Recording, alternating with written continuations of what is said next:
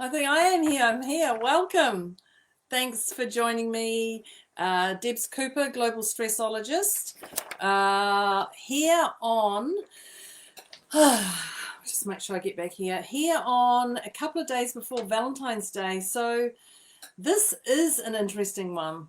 I created the topic today, top tips to surviving love, purely because there was a lot of love talk going on, and I just would love to ensure that people got themselves sorted. Let me just make sure I can see comments. Fantastic. So if you are here live, I would love to know. If you're watching the replay, let me know, and where you are in the world. So I'm currently in sunny Hamilton, and the sun is shining here to spread some top tips to surviving love. Hamilton, New Zealand. So Debz Cooper, Global Stressologist. I've been doing my business for 17 years, and love is an interesting one. And when I talk about love, there's different levels of love. There's clearly intimate love, but there's a love you have for yourself. There's a love you have for your children. There's a love you have for your co-workers. There's a love for you, what you have for your work, whatever your love is. And today I'm really going to talk about an intimate connection love, but also a friendship love that you have. So if you've got any questions, bang them in. That would be fantastic. So first, let me talk about, oh, great, everything's working. Let me talk about, I've got 10 tips on what to do with surviving love. And like I said, there's this is for single people. There's for those who are acting single and ready to mingle, because there's not only just single, there's single and ready to mingle. If you have an intimate partner, but this can also be in a business situation or a friendship situation of a love that you have for someone. So when I talk about love, I'm talking about a connection, and a connection from the heart would be the best option for saying that. So I've got 10 tips for you. And this one actually came about this week, is don't compare.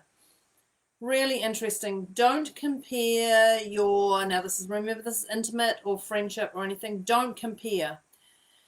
Don't compare your current partner with an old partner. Don't compare your current partner with your best friend's partner. Don't compare your current partner with the person next door. Don't compare. You're not them, and they are not your ex. So also be aware of yourself that you are not their ex, friend, intimate, whatever it is. You are not that person, and they are not that person. Yes, we all have characteristic traits, but if you're bringing this stuff that you have from a past relationship, and like I said, this is not just intimate relationship, but also business relationship. If you're comparing your new worker to your past worker, you're going to go downhill, because when you compare people, you get burned. So number one is don't compare. Number two is speak up, be honest, and be transparent. So I know when we say speak up, people can worry about what the other person's reaction is to that voice when you do speak up. That's totally okay. You can't you can't take on how other people react, but what you can do is you can speak gently and softly and from the heart. And when you speak gently and softly from the heart, people will feel that. They're not going to feel that frustration, that a-holeness that comes in. So you can't worry about how other people are going to react from what you say. If you just are genuinely speaking up, saying, hey, this doesn't feel right for me, can you help me with this? Or, hey, I don't feel comfortable with this. Or, wow, I really love you doing that, even if they don't want to do it. You know, you have to speak up, because it allows you to be free to who you are. And I watched this on TV the other night. Interesting. It said, how would you like to receive the message? And I hadn't actually thought about that one. So when you're giving yourself, or consciously thought of it, so when you're giving your message to someone, how would you like to receive it? Would you like to receive it public or not public, via messaging, via email, face to face. How is it that you would like to? And when they say that stuff, you can't react emotionally. So you can just listen, and even if what they're saying infuriates you, hold that in. Hold that in, and just till you can allow what it is, and you can dig around to whatever is making you go from 0 to 100. So be open, transparent, and honest with what you want to say. You can't help the way they react, but you can speak with love. And they write back to you. Number 3 is don't read people's stories, chapters, scripts, whatever. If they start talking about their ex-employee, their ex-partner or something, that is their stuff to deal with, not yours. A, you don't have to go and resolve it for them. And B, that is their stuff to help work through. Don't take that on. Don't take that emotion on that they've got going on in their life. So don't read their stories. Don't read their scripts. Don't read their chapters in their world book. Read it, but don't take that energy on. So basically, you're not buying into their drama if you were to label it drama. My last employee was such a slacker. She did this, this, and this. That's great. Shut it down, move on. That's not yours to take on. That's theirs. Number 4 is put yourself first. And when I talk about put yourself first, they say there's a pecking order. And when I grew up, my daughter, I was a single mum, and my daughter, everyone said to me, you need to put your daughter first. You need to put your daughter first. Well, for me, I could hear that and I believe that, but I actually couldn't do that because I couldn't nurture myself. They say you can't drink from an empty cup, so fill your cup. You've got to look after yourself first. All these things. So you actually have to put yourself first. Seatbelt on the plane. You have to put yourself first so that you can then function. You can think clearly, see clearly. Then you can help others if you choose. So you are number 1. You are number 1. Do I have to become this weirdo leans right in there with my eyes wide open? You are number 1. I'm not number 1 in your world. You are number 1. You have to do number 1, and that is you. Number 5, the grass. Now we hear about the grass. The grass isn't always greener on the other side. We think it is, but that grass, you've heard the analogy, it's watered, it's nurtured, it looks more amazing. We look at that grass and we go, oh, that grass, we want that grass. No, nurture and water your own grass, whatever's happening in your world, look after that, fertilize it, whatever it takes to be the grass is always greener. Don't allow other people compare. Remember at the start I talked about compare, so don't look at that grass. Don't look at that grass. That grass is always greener because it's more of a fantasy than you see. But you put your hard work, you nurture, you fertilize what you have in your world. Perfect timing, Danny. Yay! Number 6 is be flexible. So when I talk about be flexible, yeah, get your bendy, stretchy on your body. Yeah, fantastic. But I'm talking about be flexible. If they say they're going to leave at 1 o'clock and they want to leave at 1:30 and it doesn't impact much, be flexible. If they say they want to go somewhere on the way to a thing, if it works in, be flexible. Life is about being flexible. And we will know that from last year. We had to adapt very quickly to an ever-evolving world, and that is still out there and still will be for the rest of our lives, ever-evolving. So be flexible to your partner. Be flexible to what they're looking for. Be flexible to what you're looking for. Be flexible to your business associates, your friends. You know, give it a break. So be flexible. Do you like that?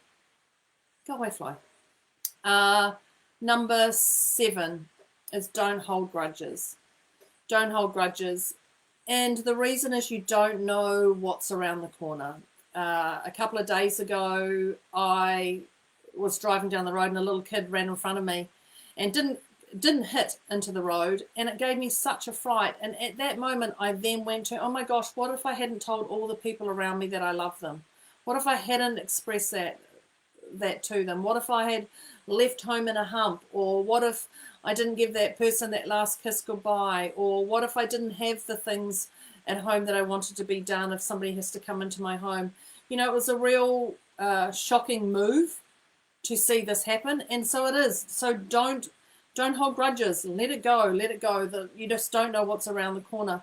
And when I talk about grudges, I'm also talking about don't keep scores. Don't say, I've gone and taken minutes for that meeting 4 times and you've only done it 2, so it's time for you to do it. Don't keep scores. Don't keep scores. It's not worth your time, energy, frustration. Talk to them. Come to a compromising situation. I talked about speak up. Speak up. See what's worked for you and them, but don't keep scores. 8. Number 8. Number 8 is space. Oh my God, I can't emphasize this enough. Take time out from them, or take time out for you, whatever it is. If they want time out, let them have their time out. You want time out, let yourself have that time out. You have to take time out and space. Space is so important. Now, I encourage people, I do say, one of the things I used to do was actually hide in the toilet when I was a single mum. Sometimes I just hide in the toilet, although my daughter actually used to just go into the freeload into the toilet, and animals the same. But you must take your space, whether it's going to do something, whether it's showering or whatever, just take your space, hide in the car, whatever. I've seen funny things on social media about hiding in the pantry.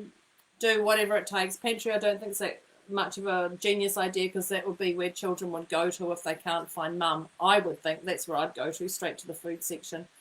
So take time out, take that space. And I just want to add a little thing, because we have some snorers out there. I'm a snorer occasionally, I admit that.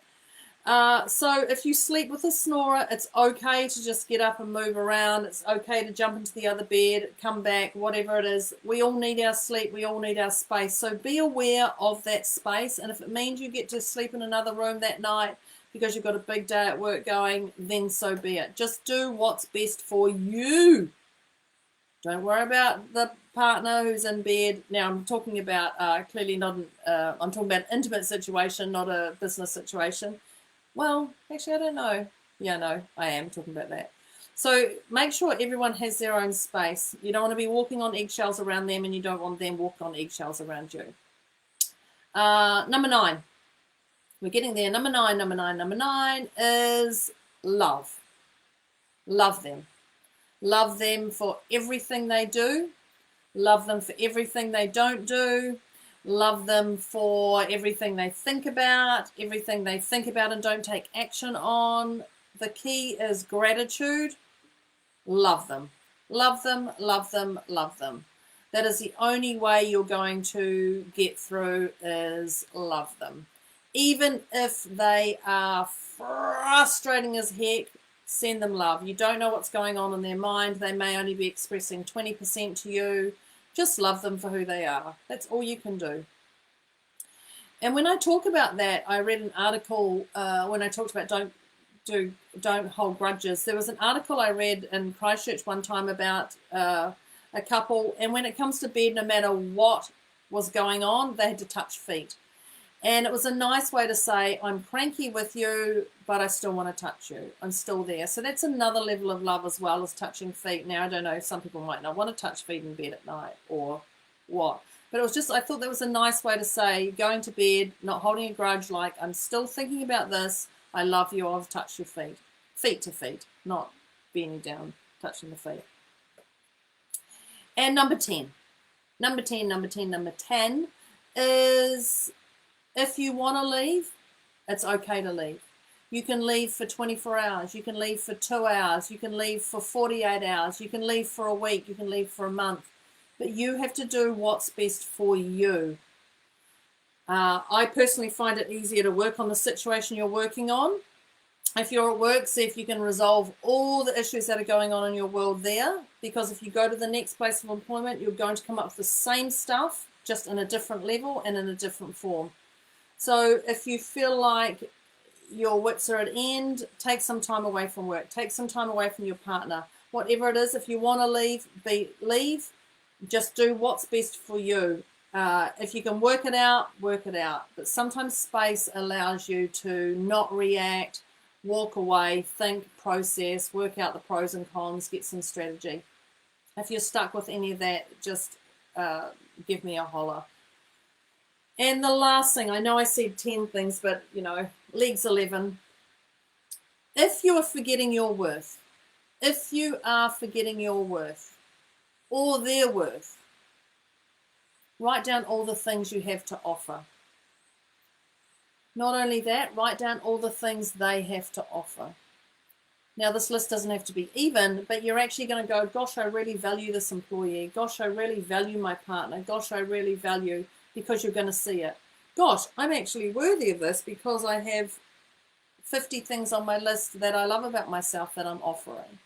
So write those 2 lists. That's a great one to end with. So I'm just getting my stuff done. Thank you very much, as quick as I possibly could, to give you top tips to surviving love. Have an amazing Valentine's Day if you celebrate Valentine's. If you don't, fantastic. If you celebrate the whole month, fantastic.